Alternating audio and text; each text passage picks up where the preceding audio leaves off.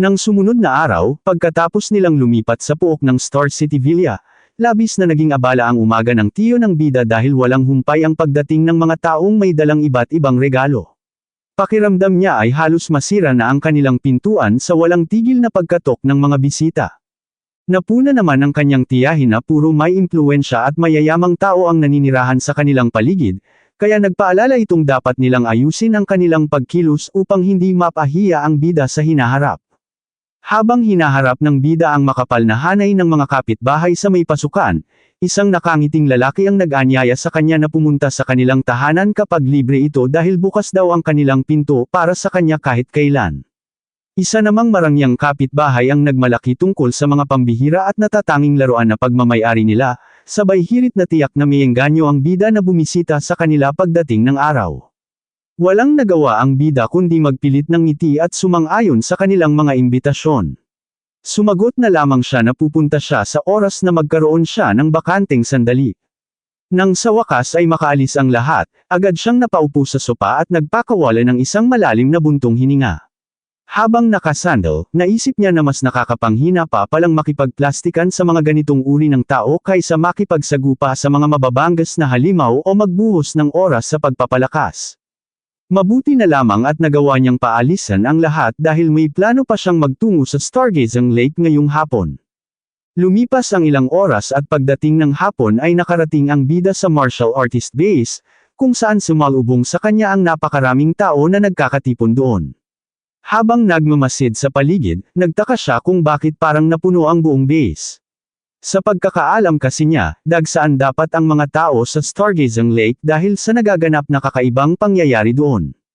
Maya-maya pa ay naagaw ang kanyang atensyon ng isang pangkat ng mga martial artist na nag-uusap. Naitanong ng isa kung kailan ba aalis ang mga makapangyarihang Tier 3 at Tier 4 na martial artists na dumayo para sa lawa. Pakiramdam kasi nilang mga nasa Tier 1 pa lamang ay nawala na sila ng lakas ng loob na lumabas para maglakbay. Sumang-ayon naman ang kanyang kasama at sinabing kapag naisipan silang pagnakawan ng mga malalakas na taong iyon ay wala silang magagawa dahil sa kakulangan sa kakayahan at kapangyarihan. Samantala, sa ikalawang antas ng gusali ng martial artist base, nakadungaw sa bintana ang tiyuhin ni Yefeng na si Yechi. Hindi nagtagal ay may halong galit na tinanong nito ang lalaking komportableng nakaupo sa sopa kung may sapat ba itong patunay na ang bida nga ang pumuslang sa kanyang pamangkin. Sumagot ang lalaki na walang kaduda-duda ang kanyang impormasyon at 100% siyang nakakatiyak dito. Matapos magsalita, napansin ng lalaki ang tila kawalan ng paggalang sa tono ni Yechi kaya agad itong tumayo at malakas na ibinagsak ang paa sa sahig. Sa pagkakataong iyon, biglang nanggitag ang mga tuhod ni Yechi at napaluhod sa sahig dahil sa bigat ng awtoridad at lakas na biglang pinakawalan ng lalaki. Nagsalita ang lalaki sa isang malamig na tono habang ang isang nakakatakot na enerhiya ay bumabalot sa kanyang buong pagkatao. Inutusan niya si Yechi na kilalanin ang kanyang posisyon at kausapin siya ng may tamang respeto, at matutong gumamit ng salitang, "Sir." Dahil sa takot, nanginginig na yumuko si Yechi upang tanggapin ang kanyang pagkukulang at nagmakaawang patawarin siya sa kanyang inasal. Sa kabilang dako naman, sa mismong Stargazing Lake, nag-aabang ang napakaraming martial artist sa paligid ng katubigan. Sa mga sandaling iyon, tahimik na nagtatago ang bida sa likod ng isang may kalakihang puno. Habang palihim niyang sinusuri ang mga naruroon, napansin niyang karamihan sa mga nagbabantay ay nasa antas ng Tier 2 at Tier 3. May ilan ding mga kilalang Tier 4 na martial artists na kasalukuyang nag-eensayo ng kanilang lakas sa mismong pampang ng lawa. Napaisip ang bida sa kanyang nakikita. Isang Tier 2 multi-attribute ferocious beast lamang naman ang napabalitang lumitaw sa Stargazing Lake, ngunit kung ihahambing sa mga lugar na may mas matataas na uri ng halimaw, mas marami pa palang malalakas na eksperto ang nagtitipon dito ngayon. Bigla na lang bumasag sa katahimikan ang sigaw ng isang martial artist na nakatantya sa may lawa. Sinabi nitong may nakikita siyang kakaibang galaw sa ibabaw ng tubig. Dahil dito, mabilis na napalingon ang lahat ng tao sa kanyang direksyon.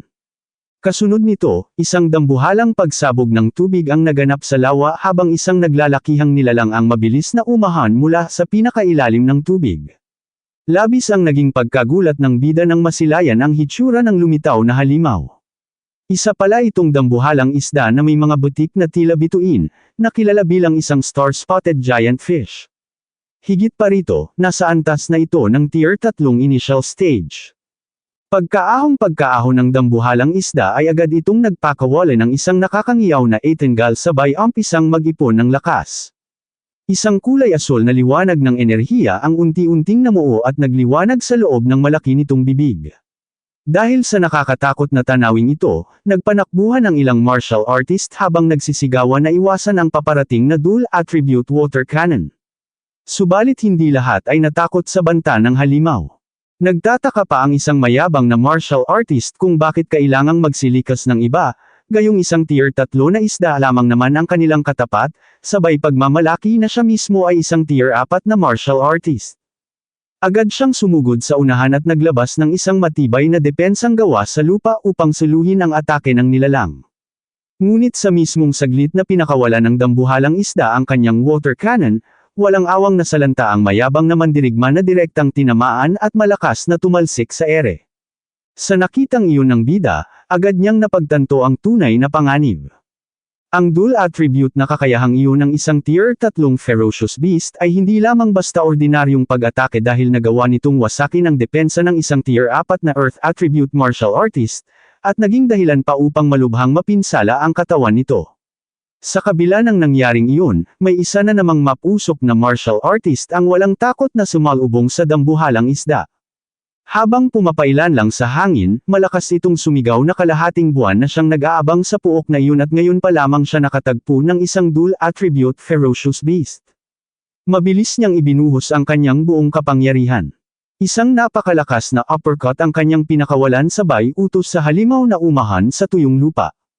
Dahil sa tindi ng kanyang suntok, matagumpay niyang naipukol ang dambuhalang isda patungo sa pampang. Nang makita ng ibang mga martial artist na nasa lupa na ang halimaw, sabay-sabay din silang sumugod.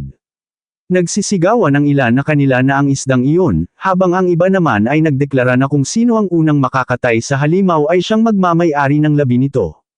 Makalipas lamang ang 1 minuto, matapos nilang pagtulungan na balatan at paghiwa-hiwain ang katawan ng dambuhalang isda, sunod-sunod na pagmura ang narinig sa paligid. Wala man lang kahit anong mapapakinabangan sa loob nito. Inasahan pa naman nilang may makukuha silang pambihirang kayamanan sa loob ng tiyan nito. Napailing na lamang ang bida sa kanyang mga nasasaksihan. Hindi niya lubos maisip na ang isang Tier 3 dual attribute ferocious beast ay nagawang gawing sashimi ng mga tao sa loob lamang ng 1 minuto. Para sa kanya, masyadong marahas at malupit ang mga Tier 4 na martial artist na naruroon. Alam niyang kung makikipagsiksikan pa siya sa mga ito ay wala siyang mapapala o makukuha kahit ano. Subalit bigla siyang natigilan sa kanyang kinatatayuan. Isang kakaiba at mapanganib na presensya ang bigla niyang naramdaman sa paligid. At ang enerhiyang iyon ay nanggagaling mismo sa kanyang likuran. Isang assassin ang tahimik na nag-aabang ng pagkakataon upang tapusin siya. Dahil dito, mabilis niyang pinaganya ang kanyang spiritual telekinesis upang bahagyang mapigilan at maantala ang pagkilos ng sumasalakay. Ginamit niya ang napakaliit na pagkakataong iyon upang mabilis na umilag paitaas. Sa kabutihang palad, matagumpay niyang naiwasan ang nakamamatay na hataw. Dahil sa kanyang ginawa, agad na nalaman ng kalaban na ang bida ay isang spirit master, habang nalaman din ng bida na ang nagtangkang pumatay sa kanya ay isang Tier 4 na martial artist. Hindi na nag-aksaya ng panahon ng bida. Agad niyang pinaganya ang Flying Swan Starling Cloud Step upang mabilis na makalayo, habang hindi mawala sa kanyang isip na isang Tier 4 na assassin pala ang gumawa ng palihim na pag-atake sa kanya. Kung hindi niya nagawang pabagalin ang kilos nito gamit ang spiritual telekinesis kanina, tiyak na binawian na siya ng buhay. Habang mabilis na tumatakas, napansin niya ang pagkilos sa kabilang dako. May iba pang mga figure na mabilis na tumatakbo patungo sa kinaroroonan niya. Narinig pa niyang sumigaw ang isa sa mga ito sa kanilang pinuno. Nasabi nitong masyado nilang minaliit ang bida at nagtataka kung paanong sumable ang palihim na pag-atake ng kanilang boss. Dahil dito, mabilis na binalingan at binilang ng bida ang mga humahabol sa kanya. May 6 pang karagdagang tauhan, at kapansin-pansing lahat sila ay mga Tier 3 martial artists. Galit namang nagutos ang kanilang boss at sinabihan ang kanyang tauhan na manahimik. Mabilis na ibinahagi ng pinuno sa kanyang mga tauhan ang isang krusyal na detalye tungkol sa kanilang tinutugis. Ipinaliwanag niya na ang binatang iyon ay nagtataglay ng kakayahan ng isang spirit master.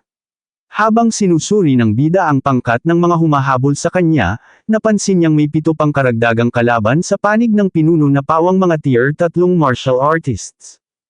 Kung susumihin ang kabuuan, hindi niya lubos maisip na mahigit 12 tier 3 assassins at isang tier 4 na assassin ang sadyang itinalaga para lamang tapusin ang buhay ng isang katulad niyang nasa antas lamang ng tier 2. Patuloy niyang pinapagana ang Flying Swan Starlung Cloud Step habang mabilis na nag-iisip ng paraan. Alam niyang kahit ang Star City Lord ay hindi basta-basta makakapagpakilos ng ganito kalaking grupo ng sabay-sabay. Dahil dito, napaisip siya kung anong makapangyarihang pangkat ba ang kanyang nakabangga nang hindi niya namamalayan. Sa kabilang banda, labis naman ang pagkabigla ng mga humahabol sa kanya. Nagtataka sila kung paanong ang isang kabataan ay nagtataglay ng ganoon katinding bilis. Maya-maya pa ay may isang nakakilala sa pambihirang sining ng pagkilos na kanyang ginagamit. Ito ay ang tanyag na A-rank Flying Swan Starlung Cloud Step. Dahil dito, mariing nagutos ang kanilang pinuno na huwag tigilan ang paghabol sa bida. Nais nitong ubusin ang lakas ng bida hanggang sa tuluyan itong manghina at mamatay. Minata pa niya ang kakayahan nito at sinabing imposibleng makipagsabayan sa kanila pagdating sa tibay ng katawan ng isang hamak na tier 2 martial artist. Nang madaanan ng pandinig ng bida ang mga salitang iyon, isang ngisi ang sumilay sa kanyang mga labi. Bulong niya sa kanyang sarili, nakakatawang isipin na may mga taong nagbabalak na subukan ang kanyang kakayahang magtagal sa labanan. Sa sumunod na saglit, pinag-isa niya ang kanyang spiritual telekinesis at ang Flying Swan Starlung Cloud Step. Mula rito ay nakalikha siya ng isang ganap na bagong pamamaraan. Ang Telekinetic Flight Flying Swan Starlung Cloud Step. Gamit ang kombinasyong ito, mabilis siyang pumailanglang at tuluyang lumipad sa kalawakan. Nang mapansin ito ng mga assassin, sabay-sabay silang nagmura sa kawalan ng paniniwala. Hindi nila matanggap ang kanilang nakikita. Isang tier 2 martial artist ang aktwal na nakakagawang lumipad sa ere.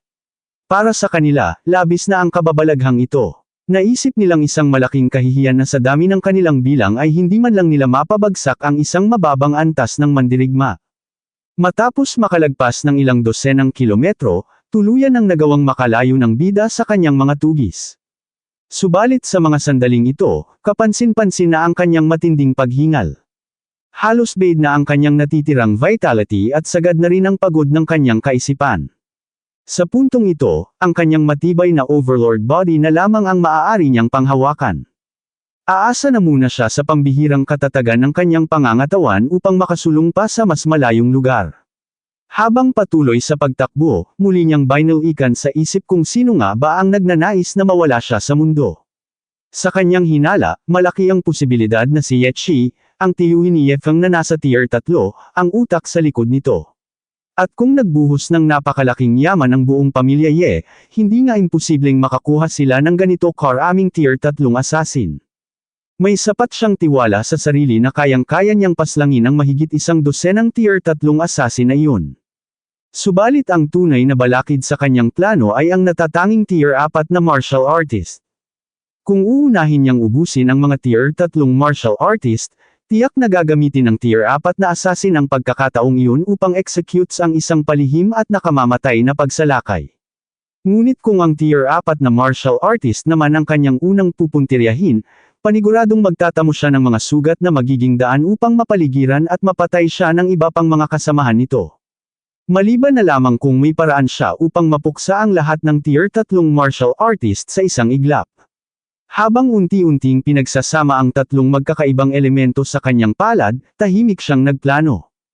Kung ibubuhos niya ang buo niyang lakas sa isang bagsakan, may kakayahan siyang tapusin ang buhay ng tier 4 na martial artist na iyon. Samantala, matapos ang matagumpay na pagtakas ng bida, halos sumabog sa tindi ng galit ang pinuno ng mga assassin. Dahil sa kanyang matinding pagkabigo, buong lakas niyang hinampas ang isang dambuhalang bato na nagdulot ng pagkahati nito sa dalawa. Batay sa mga detalyeng ibinigay sa kanila, ang bida ay dapat na isang tier 2 martial artist lamang na may lakas na katumbas ng tier 3. Nanggagalaiti siya kung bakit walang nagbabala sa kanila na nagtataglay din pala ito ng kakayahan ng isang Tier 2 Spirit Master. Agad namang nagpahayag ng pangamba ang isa sa kanyang mga tauhan. Sinabi nitong kapag nagawang makabalik ng bida sa ligtas na bahagi ng Star City, tiyak na walang sinuman sa kanila ang mabubuhay. Ipinaliwanag pa ng tauhan na hindi lamang sila ang nanganganib sa sitwasyong ito. Kahit ang kanilang mismong Panginoon ay tiyak na hindi maglalakas loob na magpakita at saktan ang bida kapag naruroon na ito sa loob ng lungsod. Sumingit naman ang isa pang kasamahan at nagwika na kapag nakarating sa kaalaman ng kanilang pinuno na pamalya sila sa gawaing ito, siguradong kamatayan ang sasapitan nilang lahat. Dahil sa inis, malakas na sumigaw ang kanilang boss at pinatitigil ang lahat sa pagsasalita. Kasunod nito ay buong lamig niyang sinabi na kung magpapasya man ang bida na bumalik sa Star City, lalo lamang nitong bibilisan ang kanyang sariling katapusan. Subalit biglang naputol ang kanilang pagtatalo nang may isang bagong pangkat ng mga tao ang dumating sa kinaroroonan nila. Pagkalapit ng mga baguhang ito, pinayuhan nila ang grupo na pakalmihin ang kanilang mga kalooban. Inihayag nila na kahapon lamang naman ipinamalas ng bida ang kanyang tunay na kakayahan bilang isang Tier 2 Spirit Master. Kaya naman natural lamang na hindi agad na bago ang mga ulat na ipinadala sa kanila. Gayunpaman, sinabi nilang mapalad pa rin sila sa pagkakataong ito. Mayroon daw silang mga nakabantay na tauhan sa bawat sulok kung saan nagaganap ang mga kakaibang pangyayari sa kapaligiran. Plano nilang magpakalat ng mga tao upang tuluyang harangan at isara ang buong sektor. Idinagdag pa nila na kung mabibigo pa rin silang paslangin ang bida pagkatapos ng lahat ng paghahandang ito, wala na silang magagawa kundi tanggapin na lamang ang kanilang sariling katapusan. Tumugon naman ang pinuno ng mga asasin na may malaki siyang utang na loob sa nagsalita, kaya sumang-ayon siyang mas mainam na higpitin pa ang pagbabantay sa paligid dahil nais niyang siya mismo ang bumatay at magpira-piraso sa katawan ng batang iyon. Hindi na pinansin ng kabilang panig ang kanyang mga banta. Sa halip, ibinaling ng lalaki ang kanyang paningin sa hawak nitong kagamitan na may pagkakahawig sa isang malaking compass. Matapos tingnan ang hawak na instrumento, ipinaalam niya sa kanyang mga kasama na wala pa rin silang nakukuhang anumang hudyat mula sa bahaging iyon ng kagubatan.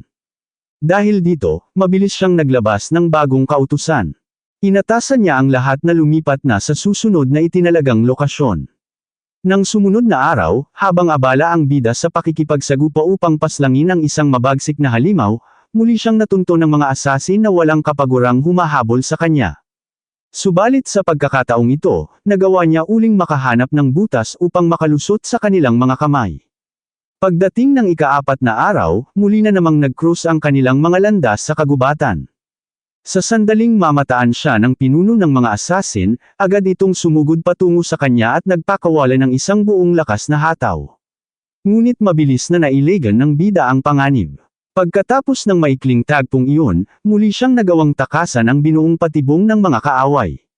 Nang sumapit ang ika-7 araw, muling natuklasan ng mga asasin ang kanyang kinaroroonan. Sa pagkakataong ito, naruroon siya sa may tabi ng isang puno at kasalukuyang umiihi. Ngunit bago pa man makasigaw ang asasin upang tawagin ang kanyang mga kasamahan, mabilis na kumilos ang bida. Agad niya itong dinaluhong ng isang napakalakas na sipa. Habang pinapatamaan ang kalaban, galit na galit niya itong sinito kung bakit kailangan pa nitong mamboso sa sandali ng kanyang pag-ihi. Kasabay nito ang sunod-sunod na pagbato niya ng mga mura dahil sa tindi ng kanyang bad trip. Sa mga oras na ito, bakas na ang labis na pagkahapo at kakulangan sa tulog sa mukha ng bida. Isang linggo na siyang walang tigil sa pagtakbo para lamang mapanatili ang kanyang buhay. 7 araw na rin siyang nakikipagbuno at pumapatay ng mga mababanggas na nilalang habang sabay na umiiwas sa mga humahabol sa kanya. Kahit nagtataglay siya ng matibay na overlord body, unti-unti na ring bumibigay ang kanyang katawan sa tindi ng pagod. Hindi nagtagal, nagpa siya ang bida na magtungo sa Star City Official Supply Stronghold. Matapos ang isang mahaba at nakakapagod na pag-iwas, sa wakas ay nakatapak na siya sa isang ligtas na lugar. Habang naglalakad siya sa loob ng himpilan, puno ng mabibigat na isipin ang kanyang utak. Kahit batid niyang may panganib pa rin, wala na siyang ibang pagpipilian kundi ang pumasok sa opisyal na supply point upang makakuha man lang ng kahit isang gabi ng maayos na pahinga. Naniniwala naman siya na hindi siguro magagawang umatake ng direkta ng kanyang mga kaaway sa loob mismo ng isang opisyal na teritoryong pinamamahalaan ng batas. Habang naglalakad, naramdaman niya ang mga kakaiba at kahinahinalang tingin na nakatitig sa kanya mula sa paligid. Dahil dito, bigla siyang napatigil sa kanyang paghakbang. Mabilis niyang napagtanto na nalaman na naman ng mga kalaban ang kanyang kinaroroonan. At base sa takbo ng mga pangyayari, naging malinaw sa kanya na ang taong determinadong kumuha ng kanyang buhay ay walang iba kundi si Ye Chi na nagmumula sa martial artist base. Ito na po nagtatapos ang ating kabanata, abangan ang mga susunod pa nating upload. Huwag din kakalimutang mag-like, share, subscribe at i-click ang notification bell, para lagi kayong updated sa mga susunod pa nating mga video.